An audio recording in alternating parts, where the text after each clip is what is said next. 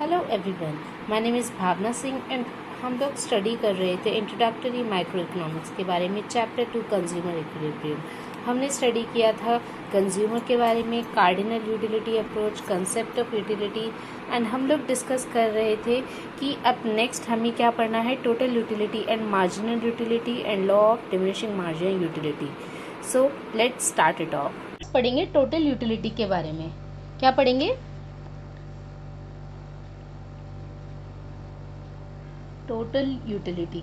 Total utility होता क्या है? टोटल यूटिलिटी का मतलब होता है जो टोटल सेटिस्फैक्शन हमें मिली है जितनी भी हमने कमोडिटी यानी जितनी भी गुड्स एंड सर्विसेज की जितनी भी हमने यूनिट्स कंज्यूम करी है उनसे कितनी टोटल सेटिस्फैक्शन हमें मिली है। तो it refers to total satisfaction जो हमें ऑब्टेन हुई है from the consumption of all possible units of a commodity. जितनी भी पॉसिबल यूनिट्स हैं कमोडिटी की उन सब की सेटिस्फैक्शन से, उन सब की कंजम्पशन से कितनी सेटिस्फैक्शन हमें मिली है वो क्या कहलाती है? Total utility.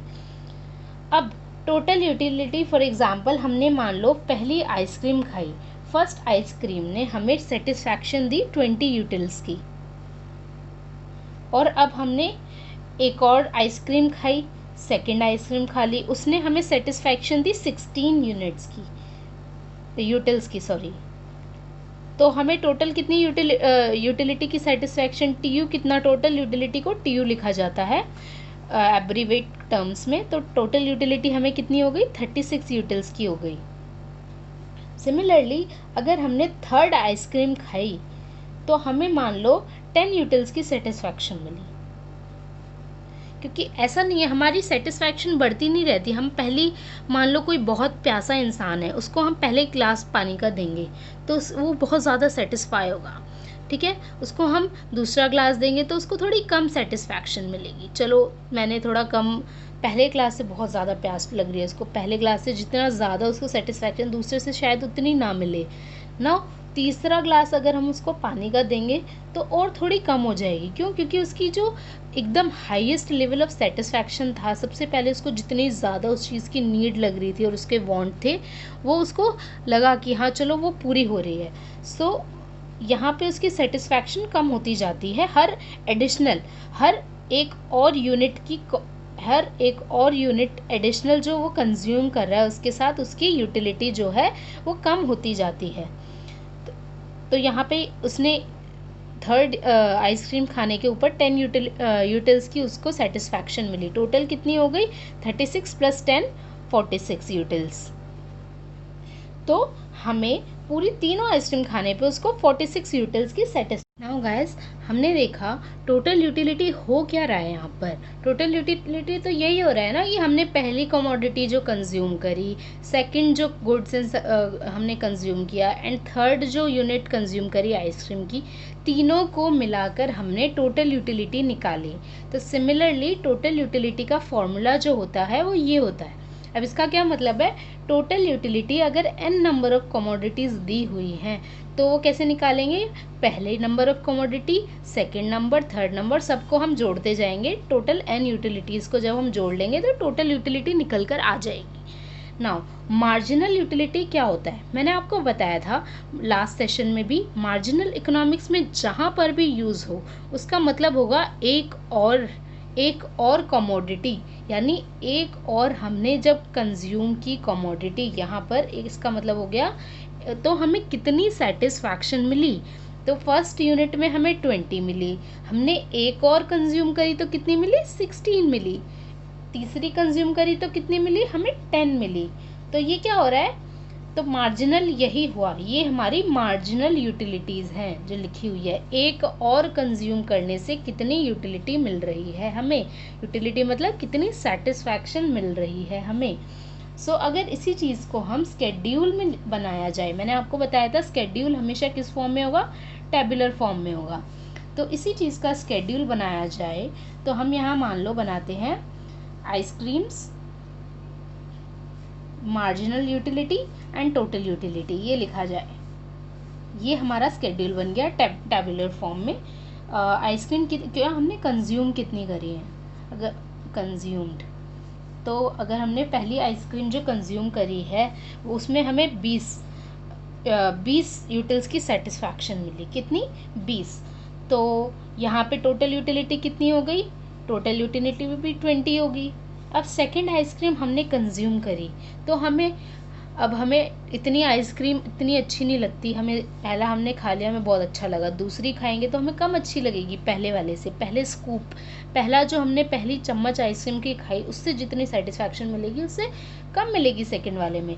तो हमें मान लो 16 यूटिल्स की सेटिस्फैक्शन मिली, तो टोटल कितनी हो गई? 36। थर्ड आइसक्रीम कंज्यूम करने में हमने कहा हमें 10 यूटिल्स की सेटिस्फैक्शन मिली और थोड़ी कम हो गई, तो टोटल कितनी हो गई? 46। सिमिलरली फोर्थ अगर हमने आइसक्रीम खाई तो हमें हमारी यूटिलिटी जो है और कम हो गई, हमें और थोड़ी कम अच्छी लगी। इतनी आइसक्रीम कौन खा सकता है, कितने पेट खराब हो जाएगा यार। तो 4 आइसक्रीम खाने पे हमें 4 की यूटिलिटी मिली, तो टोटल कितनी हो गई? 46 + 4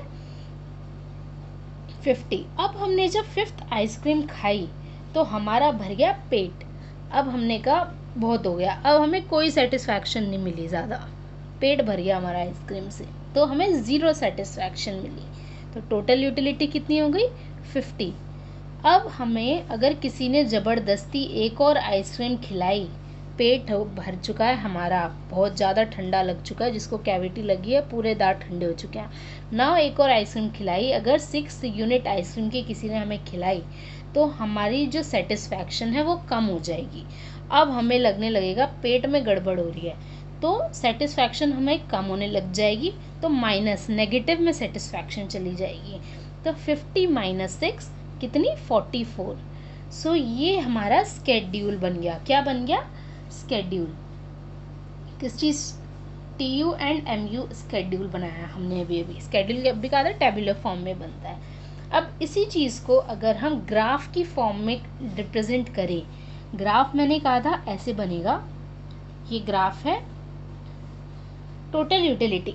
अब हमने कितनी यूनिट्स? टोटल 6 यूनिट्स थी हमारी, 1 2 3 4 5 6। एक्स पे हमने ली यूनिट्स ऑफ आइसक्रीम। क्या ली? Units of ice cream. और यहाँ पे मान लो हम टोटल यूटिलिटी लिखेंगे, तो 10 की फॉर्म में लेते हैं, 10 20 30 40 एंड 50। ये इसका स्केल लिया हमने, ये y एक्सिस है हमारी, ये x एक्सिस है। अब हमने टोटल यूटिलिटी को फर्स्ट पे 20 है, फर्स्ट पे हमारी 20 है, सेकंड पे हमारी 36 है, 36 मान लो यहाँ पर है हमारी, third, first second third fourth fifth six, third पे जो है हमारी 46 की यूटिलिटी है। 46 कितना हो गया? यहाँ पर आ गया बिल्कुल, ठीक है, 50 ऊपर है, 46 यहाँ पर है, मान लो एक रफ स्केच बना रहे हैं। फोर्थ में हमें 50 की यूटिलिटी मिली, बिल्कुल ऊपर पहुँच गए हम, फोर्थ में 50 की यूटिलिटी मिली। अब 5th यूनिट ऑफ आइसक्रीम में भी हमें 50 की टोटल यूटिलिटी मिली है, 5th यूनिट में भी हमें इसके बिल्कुल बराबर ही यूटिलिटी मिली है। 6th में हमारी 44 चली गई, यानी क्या हो गई? कम हो गई। ये हमारी 46 थी, 44 उससे थोड़ी सी कम ले लेते हैं यहाँ पर। तो हमारा ग्राफ टोटल यूटिलिटी का आपको कैसा बनता दिख रहा है? इस शेप का बनता हुआ दिखाई दे रहा है। कैसे? इन्वर्टेड यू शेप का। यू शेप क्या होती है? ये यू ऐसे बनाते हैं ना, इसको यू शेप कहते हैं। और ये कैसा बन रहा है? ऐसा बन रहा है, यानी इन्वर्टेड यू शेप का हमारा कर्व बन रहा है। किसका कर्व बन रहा है? टोटल यूटिलिटी का कर्व हमारा इन्वर्टेड यू शेप का बनता है। अब हम इसी मार्जिनल यूटिलिटी का भी कर्व बना के देखते हैं, ठीक है। यहीं पर हम मान लो इसी के नीचे हमने कर्व बनाया मार्जिनल यूटिलिटी का, सेम हम 1 2 3 4 5 एंड 6, ठीक है, ये x है। तो ये यूनिट्स ऑफ आइसक्रीम ले ली हमने, ये मार्जिनल यूटिलिटी ले ली यहाँ पर। ये हम मान लो मार्जिनल यूटिलिटी हमारी नेगेटिव भी जा रही है, तो हम नीचे के भी एक स्केल ले लेते हैं थोड़ा सा। तो हम 20, ये 2 की 4 ले सकते हैं हम, 4 8 12 16 20, ठीक है, 20 से तो ऊपर नहीं जा रहा ना, 4 6 8 12 4 8 सॉरी 12 16 एंड 20, ये स्केल हमने ले लिया। और यहाँ पे -4 हो जाएगा, -8 हो जाएगा। अब हम इस चीज़ को 1 2 3 4 5 एंड 6, इस चीज़ को हम यहाँ पे मार्जिनल यूटिलिटी को यहाँ पे हम पुट करेंगे सारी वैल्यूज़। फर्स्ट यूनिट पे 20, फर्स्ट यूनिट पे 20 सबसे ऊपर पहुँच गई, हमारी सबसे ज़्यादा यूटिलिटी थी पहली आइसक्रीम खाने पे। उसके बाद हमारी यूटिलिटी 16 पे पहुँच गई, ये 16 था ना, तो सेकंड पे अगर हम 16 का ग्रेड देखें यहाँ पर, देन थर्ड यूटिलिटी पे हमारी 10 पहुँच गई। थर्ड यूटिलिटी पे 8 यहाँ है, मान लो 8 यहाँ है तो 10 ले लेते हैं थोड़ा सा ऊपर। फोर्थ यूनिट पे हमारी 4 पहुँच गई, और भी कम हो गई हमारी यूटिलिटी। फिफ्थ यूनिट पे हमारी 0 पहुँच गई, हम बिल्कुल थक गए आइसक्रीम खा के और नहीं खाई जा रही। एंड सिक्स्थ यूनिट जब किसी ने हमें खिलाई तो हमारी यूटिलिटी नेगेटिव पहुँच चुकी है, -6, हमारी सेटिस्फैक्शन कम हो चुकी है, पेट हमारा बिल्कुल। सो हमारा जो कर्व जो है किस तरह से बन रहा है, इस तरह से बन रहा है। किस तरह से, मतलब नेगेटिव नीचे जा रहा है स्लोप, ये बिल्कुल इस तरह से बनेगा। अभी हम अगर ग्राफ की फॉर्म में पूरे सही से ग्राफ पे बनाएंगे तो बिल्कुल इस तरह से बनेगा कर्व हमारा। तो इसी तरह से हमारा कर्व जा रहा है। अब आप ये देखेंगे जहाँ पे हमारी टोटल यूटिलिटी फिफ्थ पे हमारी मैक्सिमम थी, यहाँ पे भी 50 थी, यहाँ पे भी 50 थी, तो यहाँ पे फिफ्थ पे मैक्सिमम थी, तो यहाँ पे फिफ्थ पे 0 हो गई। तो TU जहाँ पे हमारा मैक्सिमम होगा वहीं पे हमारी MU जो है वो 0 हो जाएगा। तो TU, ये मैक्सिमम TU है और ये 0 MU है। अगर आप इसको ऐसे स्केल से आप इसको ऐसे देखेंगे तो इस तरह से आप देख पाएंगे, जहाँ पे हम फिफ्थ यूनिट पे जहाँ हमारा 0 मार्जिनल यूटिलिटी है, कोई हमें नहीं मिल रही, वहीं पे TU हमारा मैक्सिमम है, 50 मैक्सिमम हो रखा है। और इससे आगे जो इसी पॉइंट को हम क्या कहते हैं, TU जहाँ पे मैक्सिमम हो और MU जहाँ पे 0 हो, इस पॉइंट को कहते हैं पॉइंट ऑफ सेटाइटी। सेटाइटी सेटिस्फैक्शन से निकल कर आया है, तो पॉइंट ऑफ मैक्सिमम सेटिस्फैक्शन, जहाँ पे हमें मैक्सिमम सेटिस्फैक्शन मिल रही है। तो पॉइंट ऑफ सेटाइटी का मतलब है पॉइंट ऑफ मैक्सिमम सेटिस्फैक्शन। ये हमने देख लिया। ऑल्सो 6th आइसक्रीम पे हमारी यूटिलिटी नेगेटिव चली गई। नेगेटिव का मतलब होता है डिस यूटिलिटी हो गई। यहाँ पे क्या हो गया, हमारी डिस यूटिलिटी हो गई। डिस यूटिलिटी का मतलब होता है टोटल यूटिलिटी हमारी कम होने लग गई। यहाँ से इस ग्राफ में देखा जाए तो टोटल यूटिलिटी हमारी कम होने लग गई। So this is the concept of क्या, marginal utility and total utility. अगर हम मार्जिनल यूटिलिटी और टोटल यूटिलिटी में रिलेशनशिप देखें तो टोटल यूटिलिटी जब तक इंक्रीज करती रहेगी, मार्जिनल यूटिलिटी हमारी पॉजिटिव रहेगी। जब तक इंक्रीज कर रही है, मार्जिनल यूटिलिटी गिर रही है लेकिन पॉजिटिव ज़रूर है, 0 नहीं पहुंची है, ना ही नेगेटिव हो रही है, पॉजिटिव है। जब हमारी टोटल, तो रिलेशनशिप अगर हम देखें, relationship between TU and MU देखा जाए तो TU increases with increase in consumption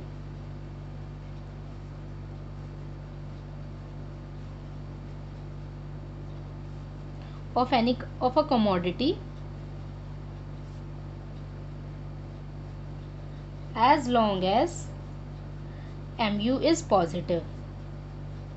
जब तक MU हमारा पॉजिटिव है तब तक TU इंक्रीज करता रहेगा। जब तक, देखो यहाँ पे भी मैक्सिमम लेकिन इंक्रीज कर रहा है, तब भी यहाँ पे कांस्टेंट हो गया। जहाँ पे TU जो है हमारा मैक्सिमम पॉइंट पे पहुँच जाएगा, वहाँ पे हमारा MU 0 हो जाएगा। क्या होगा, यहाँ पे भी था लेकिन ये, इसको हम नहीं कहेंगे पॉइंट ऑफ सेटाइटी, ये हमारा पॉइंट ऑफ सेटाइटी होगा। क्यों? क्योंकि उसके बाद भी हमारी सेटिस्फैक्शन चाहे ज़ीरो हो गई, टोटल यूटिलिटी हमारी कांस्टेंट रह रही है. सो ये है पॉइंट ऑफ सेटाइटी. तो when TU reaches REACHES reaches its maximum, MU हमारा ज़ीरो हो जाता है. ज़ीरो. ये पहली, ये दूसरी, ये रिलेशनशिप बता रहे हैं TU और MU के बारे में. और थर्ड रिलेशनशिप क्या होगी? जब हमने और कंजम्पशन इंक्रीज करी इस पॉइंट ऑफ सेटाइटी के आगे, और consumption, when consumption is increased beyond point of satiety, POS से मेंशन कर रही हूँ मैं, पॉइंट ऑफ सटाइटी के आगे अगर हम कंजम्पशन इंक्रीज करेंगे तो हमारी टोटल यूटिलिटी क्या करेगी? फॉल करेगी. और मार्जिनल यूटिलिटी क्या करेगी? नेगेटिव हो जाएगी. टोटल यूटिलिटी स्टार्ट्स फॉलिंग, गिरने लग जाएगी हमारी टोटल सेटिस्फैक्शन जो आ रही है हमारी. एंड जो मार्जिनल यूटिलिटी, एक और कमोडिटी कंज्यूम करने से जो हमारी एडिशनल यूटिलिटी आ रही है, मार्जिन मतलब एडिशनल, मार्जिनल जहाँ भी यूज़ होता है मैंने आपको बताया था एडिशनल होता है उसका मतलब. तो एक और से क्या होगा हमारा? ये मार्जिनल यूटिलिटी जो होगी हमारी becomes negative.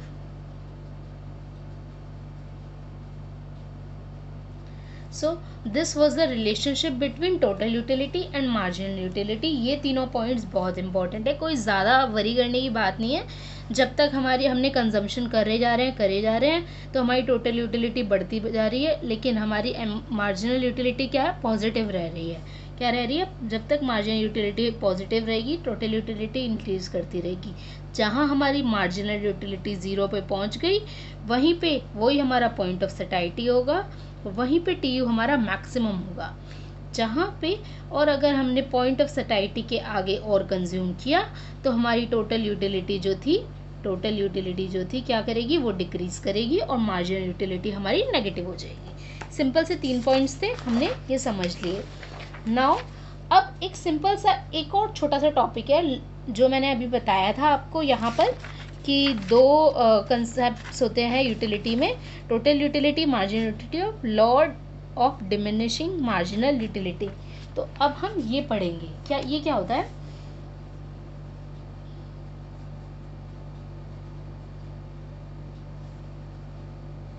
Diminishing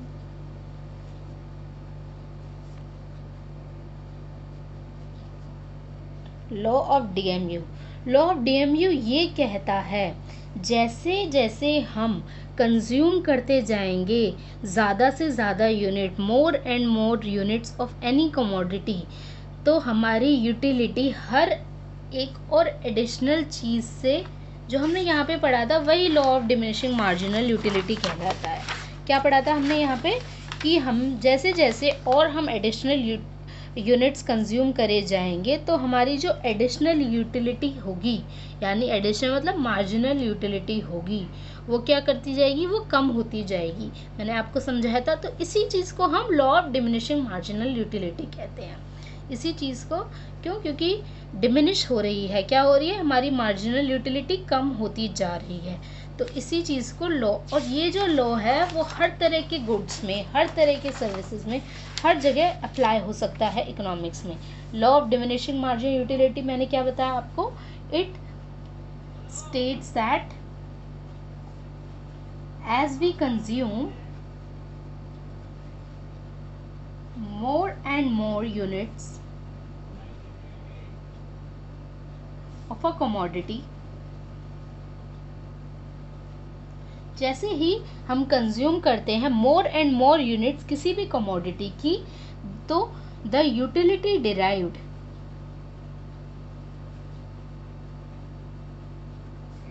from each successive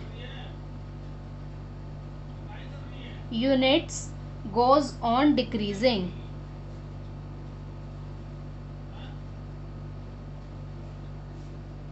so this is the law of diminishing marginal utility. जैसे ही हम कंज्यूम करेंगे more and more units of any commodity, तो यूटिलिटी जो हमें डिराइव होएगी ईच सक्सेसिव यूनिट से वो डिक्रीज करती जाएगी। तो इसी को कहते हैं, क्या कहते हैं, law of diminishing marginal utility.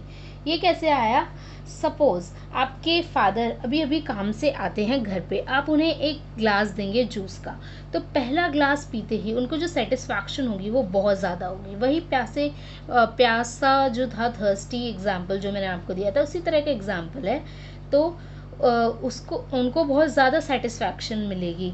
तो आप उन्हें जब सेकंड ग्लास देंगे जूस का, तो हो सकता है उनकी कम होगी थोड़ी, और उन्हें इतनी प्यास नहीं लगी होगी, तो उनको कम सेटिस्फैक्शन मिलेगी।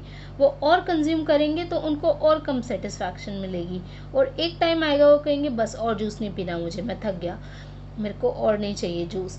तो अगर उन्हें हम एक और ज़बरदस्ती ग्लास पिलाएंगे जूस का, तो उनको अच्छा नहीं लगेगा, उनको बुरा लगने लगेगा, मतलब खुशी नहीं होगी उस चीज़ को पीने के बाद, सेटिस्फैक्शन उनको ज़्यादा नहीं मिलेगी, तो वहाँ पे उनको डिसयूटिलिटी फील होगी।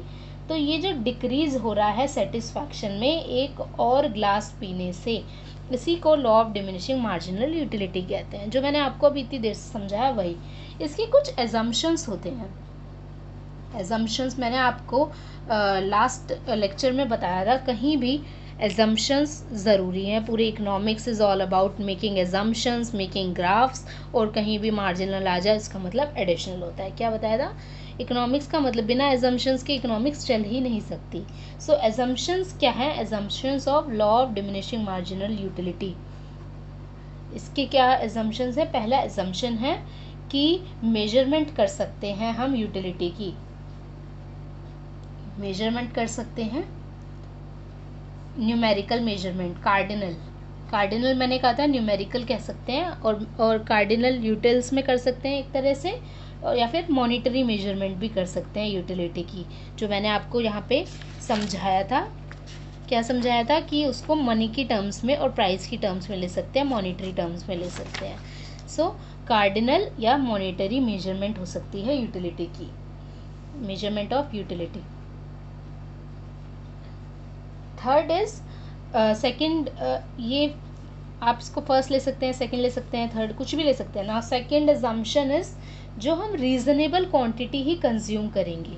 रीजनेबल क्वांटिटी मतलब कि ऐसा नहीं है कि आप, एक सेकेंड ना, फॉर एग्जांपल आपने किसी को आइसक्रीम दी, अब आप उसको किसी को बहुत ज़्यादा प्यास लगी है, प्यासा वाला एग्जांपल ही लेते हैं, तो हमने उसको एक चम्मच पानी दे दिया, एक चम्मच से तो उसकी प्यास नहीं बुझेगी ना, तो उसको हम सेकेंड चम्मच देंगे तो उसकी और प्यास बुझेगी, थर्ड चम्मच देंगे तो और। तो ये हम इसीलिए एज्यूम करके चलते हैं पहले से कि रीज़नेबल क्वांटिटी, मतलब एक ग्लास, एक रीज़नेबल क्वांटिटी हुई किसी की भी प्यास बुझाने के लिए, एक गिलास पानी देने से उसकी प्यास काफ़ी बुझ जाती है। एक चम्मच पानी देंगे तो उसकी प्यास कहाँ ही बुझेगी, तो रीज़नेबल क्वांटिटी होनी चाहिए। Third assumption is continuously consumption होना चाहिए, कॉन्टीन्यूस। ऐसा नहीं है कि एक गिलास पानी अभी दे दिया उसको और एक गिलास पानी आधे घंटे बाद देंगे, तो ऐसे नहीं है, कॉन्टीन्यूस कंजम्पशन होना चाहिए, तभी मेजरमेंट होगी यूटिलिटी की। अगर एक अभी दे दिया, एक कल दे देंगे, तो कल से वो दोबारा फिर ज़ीरो से स्टार्ट होने लग जाएगी कि उसको कितनी सेटिस्फैक्शन मिल रही है, टोटल यूटिलिटी ज़ीरो हो जाएगी अगर बीच में ब्रेक आ जाएगा तो। सो नाउ फोर्थ एजम्पशन क्या होती है? क्वालिटी में कोई चेंज नहीं आना चाहिए, क्वालिटी इज़ फिक्स्ड या कांस्टेंट, फिक्स्ड या कांस्टेंट या no change in quality, quality में कोई चेंज नहीं आएगा। ऐसा नहीं होगा कि आपने पहली उसको मान लो चॉकलेट खिला रहे हो तो आप वो फ्रूट एंड नट दे दी, दूसरी चॉकलेट खिला रहे हो तो उसको कोई और बिना सिल्क क्लासिक सिल्क दे दिया, ऐसा नहीं है। उसको एक ही तरह की क्वांटिटी, एक ही तरह की क्वालिटी की कंजम्पशन कराई जाएगी। फिफ्थ है रेशनल कंज्यूमर होना चाहिए। रेशनल कंज्यूमर, आपको एक हैक बताती हूँ इकोनॉमिक्स का, मैक्सिमम जगह रेशनल कंज्यूमर एजम्पशन डाल देना, मार्क्स मिल जाते हैं। सिक्स जो है हमारा एजम्पशन है इंडिपेंडेंट यूटिलिटीज़ होनी चाहिए।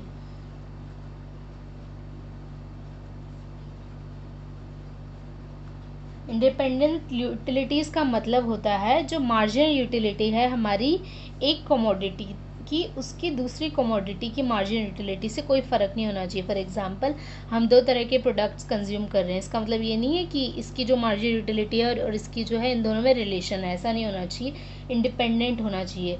क्यों? क्योंकि पर्सन टू पर्सन अलग अलग सेटिस्फैक्शन होती है लोगों की, और पर्सन टू पर्सन इफेक्ट होती है utility. Now seventh assumption is marginal utility जो मार्जिनल यूटिलिटी ऑफ मनी जो है वो कांस्टेंट रहेगी, इज कांस्टेंट। ऐसा क्यों? हम कांस्टेंट क्यों लेंगे? वो मार्जिनल यूटिलिटी ऑफ मनी का क्या मतलब हुआ? जैसे ही कंज्यूमर स्पेंड करता है, मान लो मैंने कुछ पैसे खर्च करे किसी चीज़ को ख़रीदने में, तो अब मेरे पैसे तो खर्च हो गए, मेरे पास पहले 10 रुपये थे, मैंने कोई चीज़ खरीद ली 2 रुपये की, तो मेरे पास ना 8 रुपये बच गए। तो अब मेरे पास वो 8 रुपये जो होंगे वो मेरे पास ज़्यादा मेरे लिए अजीज़ हो जाएंगे, मैं उनको और ज़्यादा अच्छे से यूज़ करना चाहूँगी, वो मेरे लिए और भी ज़्यादा इम्पॉर्टेंट हो जाएंगे, वो ज़्यादा डियरर हो जाएंगे मेरे लिए। सो इसीलिए तो मार्जिनल यूटिलिटी जो है यहाँ पे वो इसकी इंक्रीज़ कर जाएगी, मतलब इसकी जो हमारी सेटिस्फैक्शन होगी 8 रुपये की, यहाँ पे तो इंक्रीज़ हो जाएगी। तो इसीलिए हम एज्यूम करके रखते हैं कि law of diminishing marginal utility में मार्जिनल यूटिलिटी ऑफ मनी जो होती है वो कांस्टेंट रहती है। कांस्टेंट लेते हैं तभी हमारा जो है डिमिनिशिंग मार्जिनल यूटिलिटी सही से वर्क कर पाता है ये लॉ। 8th जो हमारी एजम्पशन है फिक्स्ड इनकम है एंड प्राइसेस। ऐसा नहीं है कि किसी के प्राइस कम हो गए तो ऑब्वियसली हमारी सेटिस्फैक्शन और ज़्यादा बढ़ जाएगी, और इनकम अगर मान लो किसी की बढ़ गई तो उसकी सेटिस्फैक्शन हो सकता है कम हो जाए, हो सकता है बढ़ जाए, उस बंदे के कंज्यूमर के बिहेवियर पे डिपेंड करता है ये। तो ये सारी एजम्पशंस के साथ ही हमारा law of diminishing marginal utility work करेगा। अगर हम इसको स्केड्यूल में बनाएं, डायग्रामेटिकली बनाएं तो भी बन सकता है, जैसे हमने वहाँ पे बना दिया था law of diminishing marginal utility. For example यहाँ पे अगर मैं डायग्रामेटिकल एक्सप्लेनेशन करती हूँ law of diminishing marginal utility की, यही MU TU, यहाँ पे मान लो हमने MU ले लिया, यहाँ पे TU ले लिया, यहाँ पे यूनिट्स ऑफ आइसक्रीम ले लिया, 1 2 3 4 5 एंड 6। छोटी राइटिंग तो नहीं हो गई? सही है ना? नाउ टोटल यूटिलिटी मान लो उसको 20 मिली, 36 46 बढ़ती जा रही है यूटिलिटी। एक टाइम आएगा जब 46 से मान लो 40 हो गई, देन दोबारा 40 हो गई, फिर कम होती है। मैंने बताया था ना ऐसे ग्राफ जाता है, ज़्यादा बड़ी सेम हो गई एंड देन कम होगी, 34 हो गई। मार्जिनल यूटिलिटी क्या होगी? यहाँ पे 20 ही रहेगी, यहाँ पे क्या डिफरेंस आएगा? 16 का डिफरेंस है। यहाँ पे क्या डिफरेंस आएगा? 10 का डिफरेंस है। यहाँ पे क्या डिफरेंस आएगा? 6 का डिफरेंस है, 4 का डिफरेंस है, 6 का डिफरेंस है। नाउ यहाँ पे क्या है? 0, एंड यहाँ पे क्या है? ये -6 हो गया। तो ये क्या है? Point of satisfaction. तो हमने देखा कि अगर इसी चीज़ को हम क्या कहते हैं अपने डायग्राम में बनाकर देखें तो हमारा डायग्राम कैसा बनेगा? इस तरह का बनेगा। टोटल यूटिलिटी भी और मार्जिनल यूटिलिटी भी। मान लो हम मार्जिनल यूटिलिटी को ही रखते हैं, डिमिनिशिंग मार्जिनल यूटिलिटी है तो मार्जिनल यूटिलिटी को ही रखते हैं हम यहाँ पर। तो हमारी यूनिट्स कितनी है? 1 2 3 4 5 एंड 6। ये 6 यूनिट्स ऑफ आइसक्रीम हो गई। एंड जो यहाँ पर है हम ले लेते हैं 4 का ही ले लेते हैं स्केल। 4 8 12 16 20 -4 -8 एंड 0। अब हम अगर तो इसको फर्स्ट यूनिट पे हमारी यूनिट 20 है, फर्स्ट पे हमने 20 रख लिया, सेकंड पे हमारी 16 है, सेकंड पे हमने 16 रख लिया, थर्ड पे हमारी 10 है, थर्ड पे हमने 10 रख लिया, फोर्थ पे हमारी 6 है, फोर्थ पे हमने 6 रख लिया, फिफ्थ पे हमारी 0 है, 6 पे हमारी -6 है। तो हमने ये सब तो हमारा ग्राफ हमने कहा था हमेशा ऐसा ही आएगा, जो अगर आप इसको ढंग से पॉइंट स्केल पे बनाएंगे तो इस तरह से आएगा। इनका अगर मैं हिस्टोग्राम बनाऊं तो इस तरह के रेक्टेंगल्स बनेंगे। क्या बनेंगे? ये यहाँ पे तो कोई बनेगा ही नहीं, और यहाँ पे नेगेटिव में जाएगा। तो आपने ये देखा, ये जो मैंने ये रेक्टेंगल्स क्यों बनाए हैं, व्हाट आर दीज रेक्टेंगल्स? ये रेक्टेंगल्स शो कर रहे हैं कि कितनी लेवल ऑफ सेटिस्फैक्शन मिली है। और रेक्टेंगल्स हमें बताते हैं कि हमारी एडिशनल सेटिस्फैक्शन क्या होती जा रही है, कम होती जा रही है। रेक्टेंगल छोटे होते जा रहे हैं हमारे, तो हमारी हर एडिशनल यूनिट को कंज्यूम करने से हमारा रेक्टेंगल छोटा होता जा रहा है। तो मतलब हमारा जो कंजम्पशन से हमारा जो सेटिस्फैक्शन लेवल है वो कम होता जा रहा है हर एडिशनल यूनिट के साथ। और यहाँ पे हमारा ये कौन सा पॉइंट है? ये पॉइंट ऑफ सैटिस्फैक्शन है। 5th यूनिट पे मैंने आपको कहा था पॉइंट ऑफ सैटिस्फैक्शन है 0 number of MU। And then उसके बाद हमारी क्या है, ये डिसयूटिलिटी होने लग गई।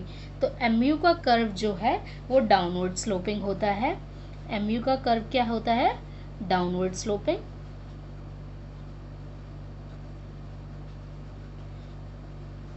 और TU का कर्व मैंने बताया था आपको क्या था?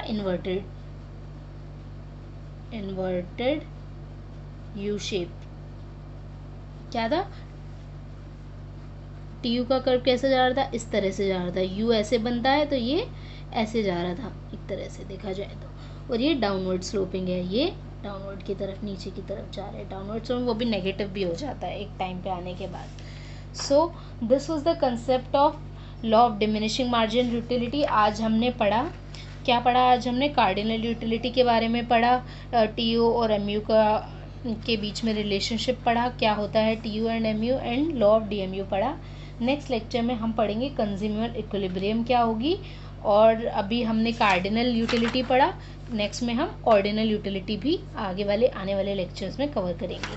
Thank you so much guys for your time, and if you have any doubts, कोई बड़े डाउट्स आ रहे हैं तो you can email me at bsingacademy DEMY@gmail.com.